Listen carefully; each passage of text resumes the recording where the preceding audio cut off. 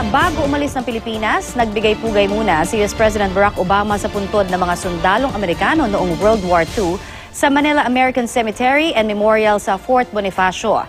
Nagpahayag din siya ng paghanga sa mga Pilipinong sundalong nagbuwis ng buhay sa mga laban kasama ng mga tropang Amerikano. May report si Cara David.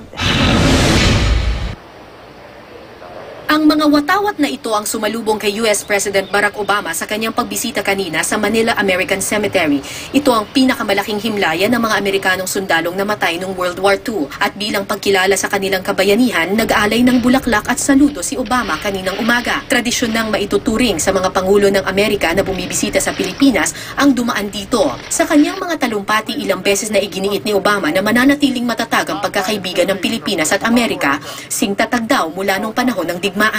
Ang mahigit 17,000 puntod dito sa Manila American Cemetery ay isang matingkad na simbolo ng digmaang sabay na nilabanan at pinagbalikatan ng mga Pilipino at Amerikanong sundalo noong World War II. Isang alyansa na nabuo 70 taon na ang nakakaraan. Isang alyansang pinapangako ng Amerika na magpapatuloy hanggang kasalukuyan. Mahigpit ang seguridad na pinairal sa paligid ng American Cemetery. Alas 8 pa lang ng umaga, isinara na sa trapiko ang rotonda at mga kalsada sa paligid ng sementeryo. Pati ang dalawang nagpakilalang World War II veterans na ito na nanggaling pa ng Baguio City, pinaalis ng mga pulis. Lumaban daw sila noon sa Ilocos Sur kasama ng mga Amerikano, pero hanggang ngayon di pa raw nakakatanggap ng kompensasyon. Ang mensahe lang namin, pinakikiusap na bakit hindi nila bayaran yung kilalanin o bayaran itong Walter Cosing veterans namin na kami ang unang naghirap kaya nakalabas si MacArthur. Pinatigil din ng US Secret Service ang mga nagtatrabahong construction workers sa paligid ng American Cemetery. Ba't pauwi ka na?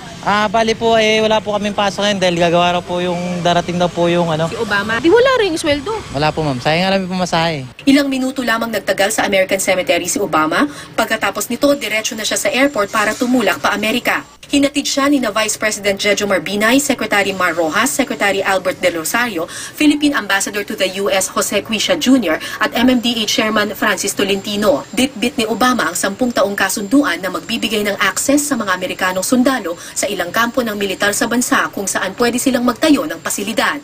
Pero sabi ni DFA Secretary Albert De Rosario, parehong nakinabang ang dalawang bansa sa state visit na ito. It's a partnership. It's mutually beneficial. Cara David, GMA News.